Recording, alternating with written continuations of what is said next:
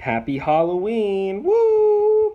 I recorded a different thing about a different product, that being Mario Odyssey. But today we're going to talk about South Park. Because one of my first quick thoughts was on the first episode of this season. I think it's only fair to update you about halfway through. This is a little more than halfway through because we're. I don't know why I'm burping so much. This is going through episode 6, and then there'll be 4 more episodes after that, presumably, unless it goes more. Probably not. I'm pretty sure it's a 10 episode season. Anyway, so what's going on with this season? I think they're doing a great job so far. I really do. I think they found a good balance. They're doing kind of like what they're doing in season 19, where they have these like smaller subplots kind of building up and smaller things happening, but each episode is kind of its individual thing. So it's kind of like there's a cohesive story continuing throughout the show, but each episode is worth watching individually. It's kind of like a Rick and Morty thing, except even less so. That's the best way to explain it for me. So anyway, so let's go through these episodes that we're talking about. If you want to hear my opinion on white people renovating houses, then watch that video. If you want to hear about 2 through 6, then this is the video for you. Second episode is called Put It Down, is about Trump tweets, which I didn't expect given the problems with the season 20 Trump-Clinton situation with Garrison, but they did it, and I thought it was cool because they didn't even reference Garrison at all. They just said, the president tweeted this. I thought that was really clever. They kind of undo that when they decided to throw Garrison in the Halloween special, but that's a whole other conversation. Anyway, so what they do is basically the whole plot of this episode is surrounding people dying from people texting while driving, and it's like a big deal, and everyone's freaking out. And meanwhile, Tweek is freaking out because the president keeps tweeting dumb shit. And he tries to do stuff to fix the issues that are caused by those tweets. And every time a Trump tweet, or a Garrison tweet essentially, just makes things worse. And it's just so funny how he was like, yes, I fixed it. And then a Trump tweet, I was like, ah! And he just acts all Tweek-like. Because the joke with Tweek for a long time has just been, it's the coffee, right? He's over-caffeinated. But now, there's something that's actually stressing him out. Which I think is kind of, I think that's a nice change of pace for Tweek as a character. I think it's cool that Tweek and Craig are like kind of together, sort of still. I think that's pretty nice. I like they still reference those kind of things. They did that in the video game too, which I thought was cool. Because the whole joke of the gay episode with Tweek and Craig was that they weren't actually gay, but it's kind of funny that they did eventually come out, I guess, but it's like they're 4th graders, so they didn't actually come out. I mean, maybe you know in 4th grade, but like I didn't know in 4th grade. I mean, I just assumed I was straight because that was the place I grew up in, but that was the environment I grew up in. But anyway, it doesn't matter. Point is that they're gay, and I think that's cool, even if it was imposed by an episode that just kind of whose premise was we're not gay, but because you're gay, we're just going to shower you with money and praise, which I thought was a really poignant satirical thing to say. Anyway, doesn't matter. Anyway, so this episode I think was really good. I think it did a lot of things right. The Cartman subplot where he's like, oh, the reason why I broke up with you and got back together with you is because I'm suicidal. That just did not resonate with me at all, and I didn't really find it funny either. The only part that I thought was funny is the rap in the end song. And the end song is by far the highlight of the episode because it's like, hey, I just learned that I became president. Well, I'm going to put my phone down because it's so stupid. See, the whole conclusion at the end of the episode is that, no, it's not texting and driving that's the problem. It's tweeting while you're the president that's the problem. And I thought that was pretty funny. So that's that episode. Next episode is called, I don't remember what it's called, but it's about, basically, it's about Columbus Day, or Indigenous Peoples Day, which a lot of cities are turning Columbus Day into Indigenous Peoples Day because Columbus was not a good person, if you didn't know that. He killed a lot of people and was selfish and raped a lot of people, raped kids, just not a good dude. Not someone worth having a holiday over. But for the record, for transparency's sake, my opinion on this is that cities can do whatever they want. I don't think this is a federal thing. First off, Columbus Day should not be a federal holiday, right? But if cities or towns want to celebrate Columbus Day because they're stupid, then that's their prerogative. And if cities want to change it to Indigenous Peoples Day, then that's also their prerogative. Just like it's the prerogative, just like it's the right of a city or town to be like, we're going to take down the statue because our city council voted to take it down. Even though those the statues themselves could be viewed as harmful, but that's something for a town to decide, not for the federal government to be like, rah rah rah, FBI take it down, or police take it down. I don't know. Anyway, I just figured I'd disclose that because I think that's where I'm coming from with this show, because it's definitely a political episode. But I think what's cool is it's kind of pointing out the hypocrisy in a lot of social justice kind of people, where they fail to acknowledge their own hypocrisy, where they're like, well, I've never done anything wrong. I've always been against racism. But then something like comes up. It's like, well, you did this in your past. And he's like, don't bring that up. Don't bring that up. So Randy's like dressed up as Columbus in Halloween all the time. But then he learned that Columbus was actually not a good person. So now he's like super into like, no, we got to take down Columbus statues. We got to say no to Columbus Day. All this crazy stuff, right? But it's more to undo the fact that he dressed up as Columbus, not the actual fact that the holiday's wrong. And this ignorance is kind of played to its logical extreme when he doesn't even know what the word indigenous means, right? So he's like, you guys are being so indigenous right now, guys. You know, it's just so it's so funny how that lands, because he says it at the perfect times. Like that script was written so well. And then the main high point of the episode, like the climax of the episode, is this Native American person, because Randy wants to prove that he's because the other half of the episode, the other story of the episode, which also involves Randy, is that basically there's kind of three plots in this episode, but the other half of this A plot, I guess if you want to say it's an A and B plot structure, the other half of this is that there's this new thing called DNA or whatever. You spit in a tube and then they figure out your DNA. Normally it's like you pee in a tube, but like whatever, spit in a tube. So, spit in a tube, and Randy wants to show that he's oppressed in some way, which is why he's so passionate about Columbus being a bad person. So he tries to make out with a Native American person, in order to a person with Native American heritage, in order to get that heritage in his DNA, but it just plain doesn't work because that's not how it works. But this man falls in love with Randy, which is kind of funny. And so what this culminates in is Randy like kicking him out of his house and it looking like he's beating him up. And he's also in Columbus attire at the time, so it's just like it's pretty funny.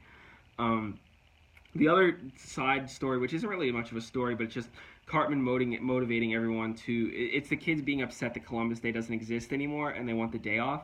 And no one knows like who Columbus is or what his story is. So Cartman's just like, back hundreds of years ago, Cartman sailed across the ocean to give us the day off of school. And it's just so funny.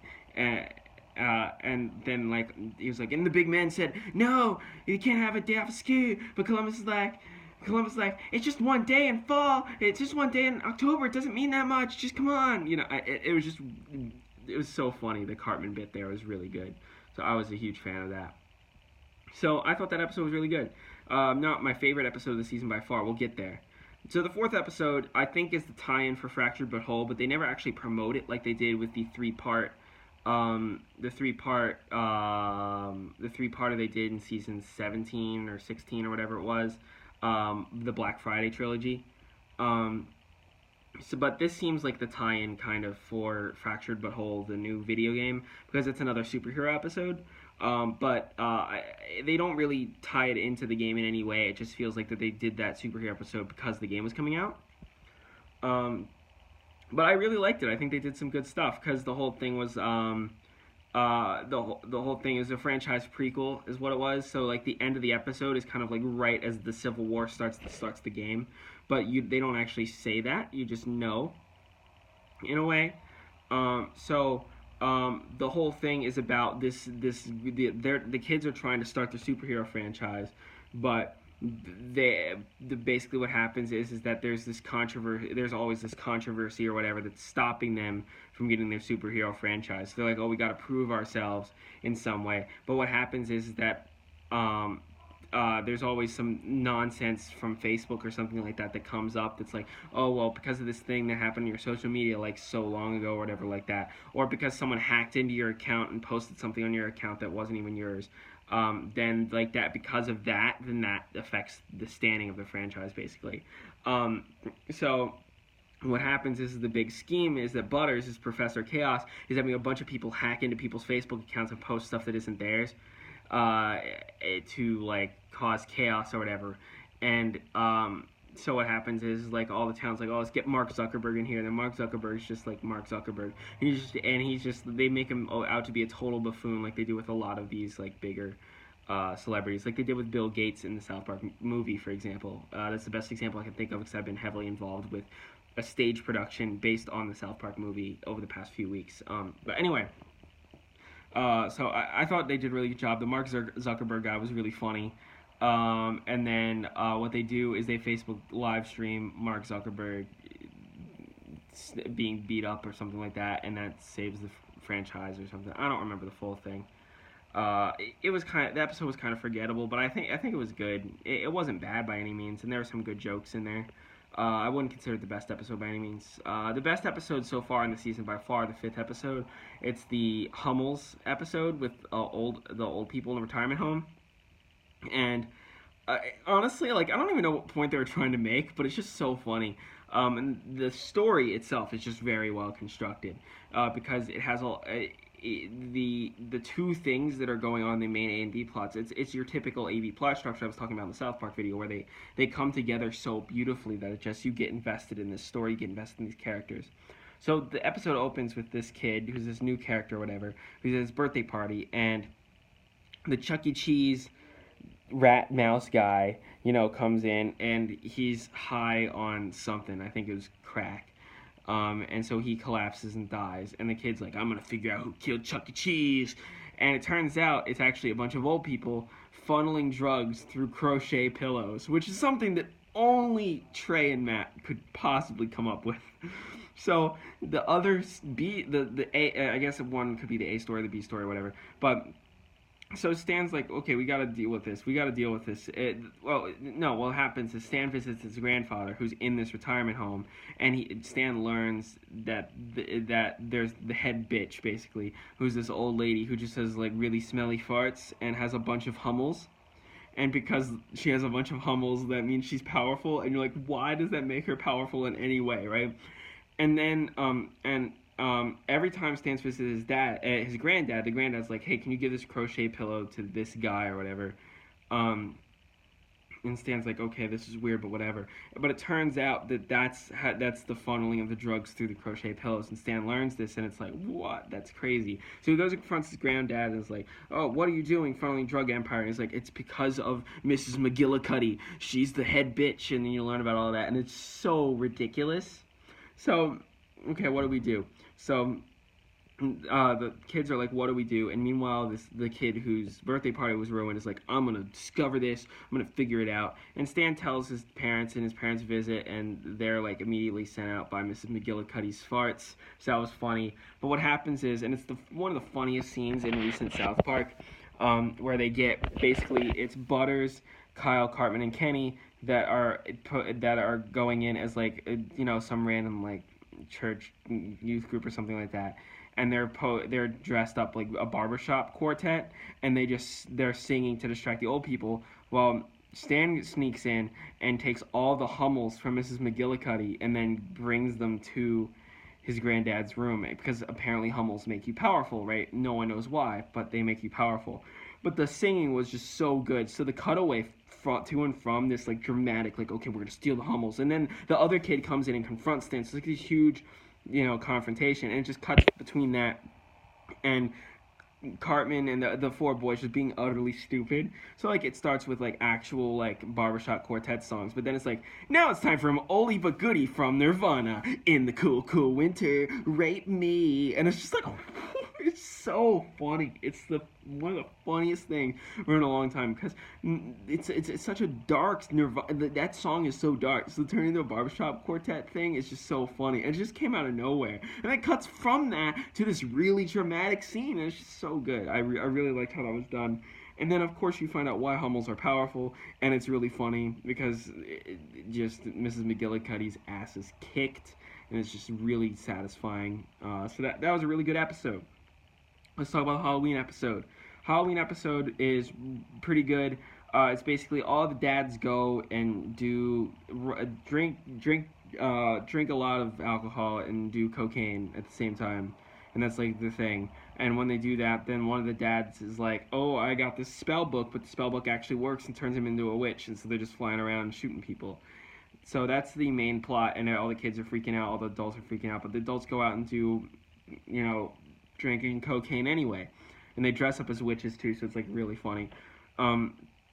Meanwhile, Cartman's like really pissed off at Heidi because Heidi takes like a year to get ready, and instead of like just breaking up with her, which the kids like just break up with her, Cartman wants to get rid of her. So when he walks in and the kid's being like, "How do we get rid of this witch?" Cartman assumes the witch is actually Heidi, and he's like, "Oh, I can get rid of her," and that gives him the idea. So he was like, "Oh, or Heidi, do you want to go to this party?" They dress up like freaking Hansel and Gretel or something like that, like something ridiculous, and they walk through like the dark woods, and attract the witch basically. And the witch comes and takes Heidi because he learns that the witch is taking a bunch of kids, and that's that.